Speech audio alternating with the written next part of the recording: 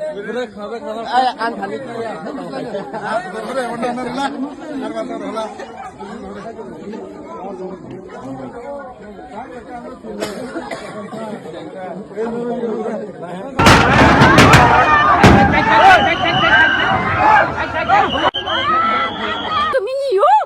हिसाबनि बिलाय कागज सागज बिसि खावजोबना गारजोबनोसो लुगैबाय आं मा मानो बासिनांगौ मानसियालाय मानो बासिनांगौ मानो एसां गोदोर मन्त्रि एमएलए जानांगौ मानसिफोरालाय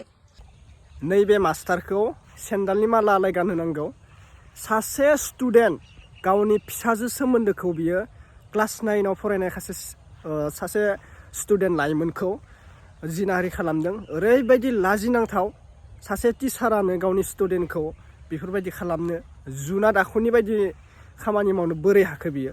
ओरैबायदि मुगैथाव खामानि मावदों आंथ' जोबोद गाज्रि मोनदों आरो जोबोद लाजिनाय मोनदों सासे मास्टारा गावनि स्टुडेन्टखौ फिसाजो सोमोन्दो जायो नंगौना नङा रायजो राजा नोंथांमोन फोरमायहरनाय बे मास्टारा जुदि सासे सोरखौबा स्टुडेन्ट बे 13 14 सोरबा 16 17 इयार्स गथ'खौ गाव 56 57 इयार्स जानानै सासे फिसाजो सोमोन्दोखौ बेफोरबायदि खालामनाया मोजां ना आरो बिबो मास्टार बावसो फोरोंगिरि टिचार अब्ला नोंथांमोना साननानै नाय बे टिचारा बे गावनि फिसाजोखौ बोरै बेफोरबायदि आखुनि खालामनो हाखो हारसा मानसि लोगोफोर दै दास नोंथांमोना भिडिअनि क्लिपाव नुखादों शेयार खालामना हो जाहाथे बेफोरबायदि मास्टारा अहंकारि मास्टारा बेफोरबायदि जोंनि लाइमोन स्टुडेन्टफोरखौ आरो फिन खाबु मोनफिना जाहाथे बियो ओरैबायदि खास्ति मोनो जाहाथे बुजिना थानाय लाइमोनफोरनि थाखाय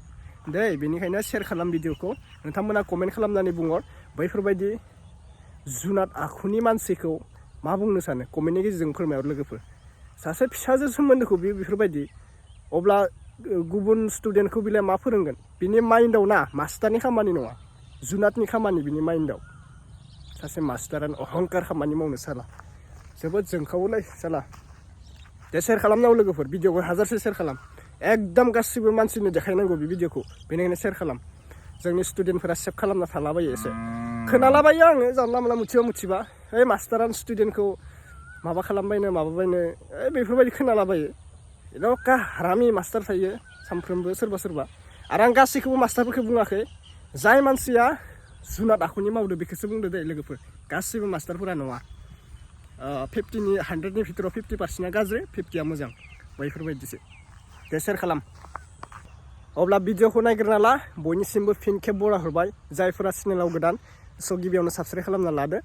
नंगौ नैबे चेनेलाव गासिबो गोदान जाखागोन मानो होनब्ला आं गोदान चेनेल खुलिदो दे लोगोफोर स' आंखौथ' गासिबो सिनायखायो नङा नंगौना नङा लोगोफोर ना मोननै चेनेल दङ आंना नै मोनसे खुलिबावदों नोंथांमोननि सेराव नुजाथिनो थाखाय नोंथांमोननि अननायखौ एकदम बावगारनो हाया दै बिराद मोजां कमेन्ट खालामो बेनिखायनो आङो गोदानखौनो चेनेल खुलिब्रबलायबाय आं नोंथांमोनजों रायज्लायनो थाखाय बै मोनसे प्रब्लेम जाना दङ बेनिखायनो भिडिअ होनो हायाखै नैबे चेनेलावबो कन्टिनिउ नुसिगोन नोंथांमोना साबस्क्राइब खालामना लादो लोगोफोर जरुर नोंथांमोना इउटुबार सोरबा दोङोब्ला आङो साबस्क्राइबखौ बेक खालामफिनगोन नोंथांमोना आंखौ साबस्क्राइब खालामना लाबानो जाबाय बबे डिस्ट्रिक्टनिफ्राय नैबे गोदान चेनेलाव दिनै नायफिनदों कमेन्ट खालामना फोरमायहर ओमफ्राय भिडिअखौ जों नायग्रोना लानोसै दे लोगोफोर मोननै आपडेट जागोन दे ओमफ्राय मोनसेया अरुण'दय मोनाखै दे लोगोफोर 9000 करि अरुण'दय होदो नालाय सासे आबैया बा सासे सोरबा गोबां मानसिया मोनाखैनो सिगाङावहाय अरुण'दय हाबोमोन दा जोंहा 9000 मानो मोनाखै होनना बुंदों मोनसे प्रब्लेम जानोबो हागौ ओमफ्रायो जों नायना लानोसै सरकारनि खोथा नंगौ नङा लोगोफोर बेखौथ' रावबो सोआना फैसाखौ माने सरकारासो सोदों दा बेखौ मा बुंनो आरोना सोरबा मामाखौ राहरदों फैसाया जोंना हाबाखै माबाखै होननानै दा एसे दावराव खालामनायाबो मोजां हाबनोबो हागौ नंगौ नङा लोगोफोर बेनोसै आरोना दा सोरनावबा हाबदो सोरनावबा हाबाखै मोखां सायख' जायोना बेनिखायनो सोदोबा गासैनोबोसो अरुण'दयखौ आरो सोआखैबा रावनोबो सोनाङामोन बेफोरबायदिसो दे लोगोफोर नायग्रोना लानोसै जों ना गासैबो भिडिअखौ नायग्रोना लानोसै अखा हाबाय थादो लोगोफोर नै गोजांदोबो एसे सुइटार गाननासो भिडिअ बानायबाय आं दे लोगोफोर नायना ला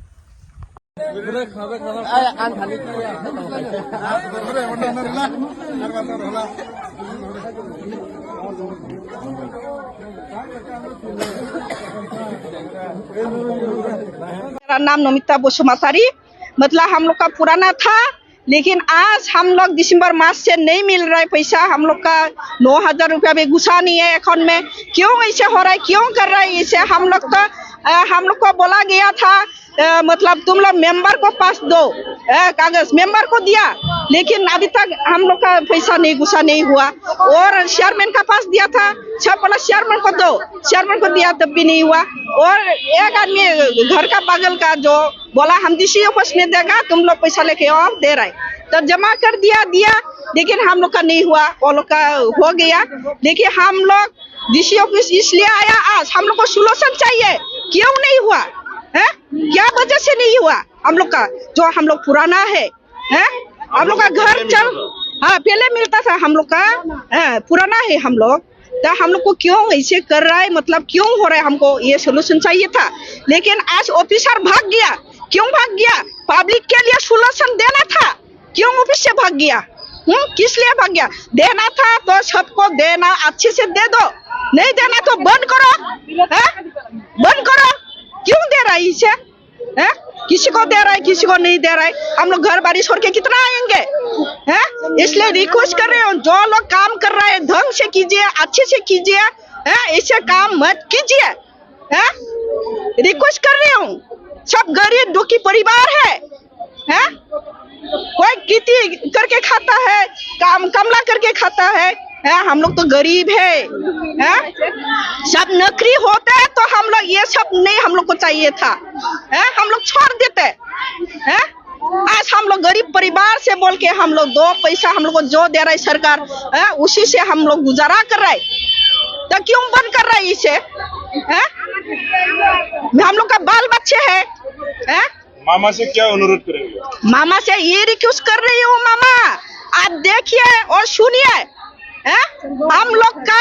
अरुणाचल जो पुराना था ये हम लोग का काट गया मतलब पैसा ही नहीं घुसा। आप लोग से विनती है मामा, आप देख रहे तो आप देख के सोल्यूशन दीजिए हम लोग को, सिर्फ मैं नहीं हूँ, इतना महिला लोग है, इतना परिवार चल रहा है अरुणाचल से, तो क्यों आप बंद किया, सबको बराबर से दीजिए, नहीं देना तो बंद कीजिए।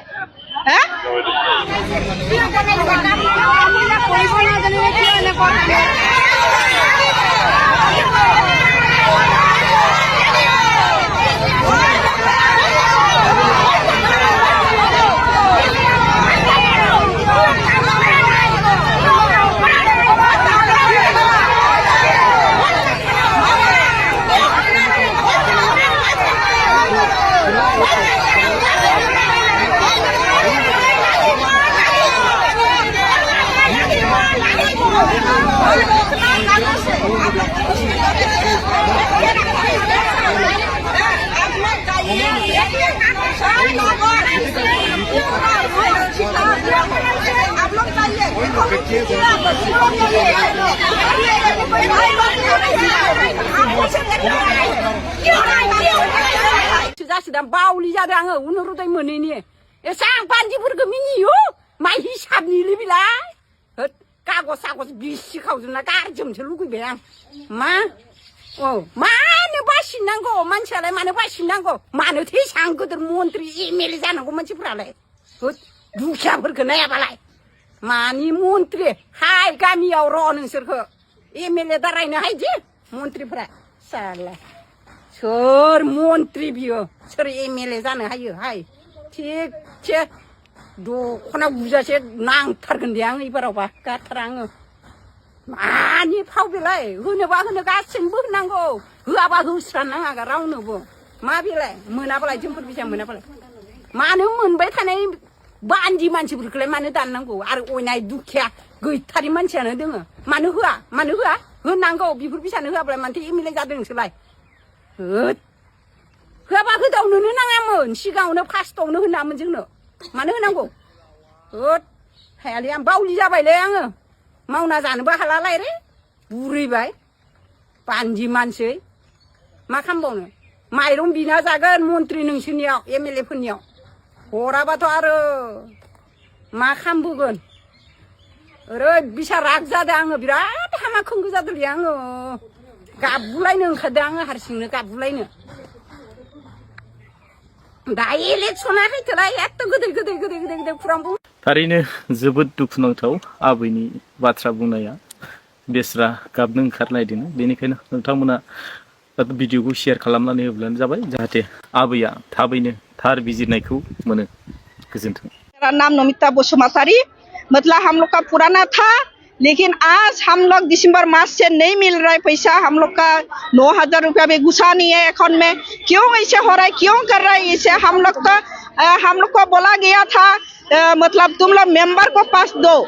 कागज मेंबर को दिया, लेकिन अभी तक हम लोग का पैसा नहीं घुसा नहीं हुआ। और चेयरमैन का पास दिया था, सब बोला चेयरमैन को दो, चेयरमैन को दिया तब भी नहीं हुआ। और एक आदमी घर का बगल का जो बोला हम डीसी ऑफिस में देगा, तुम लोग पैसा लेके आओ, दे रहे तो जमा कर दिया, लेकिन हम लोग का नहीं हुआ, वो लोग का हो गया। देखिए हम लोग डीसी ऑफिस इसलिए आया आज, हम लोग को सोल्यूशन चाहिए। क्यों नहीं हुआ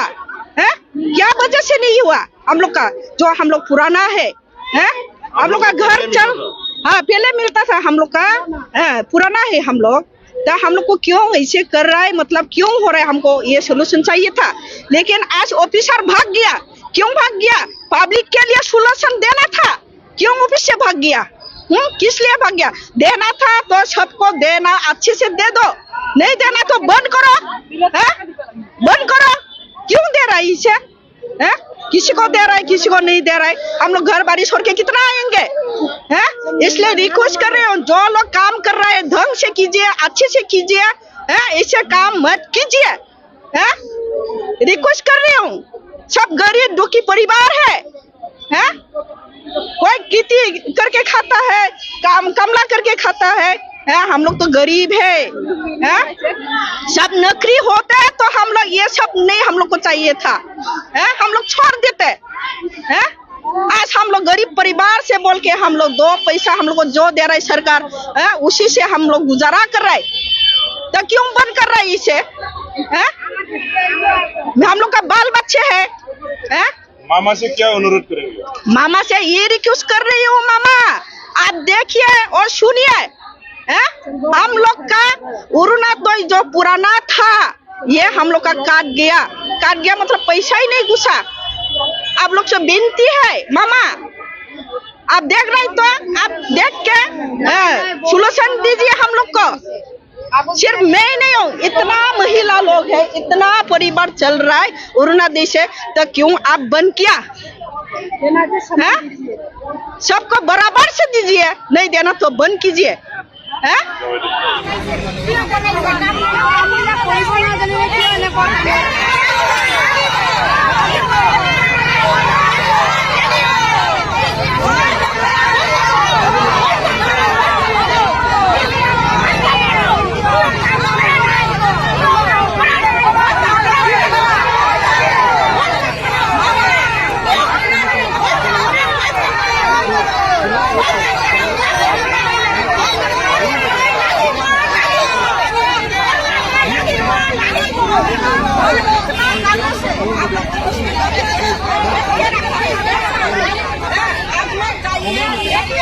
Saya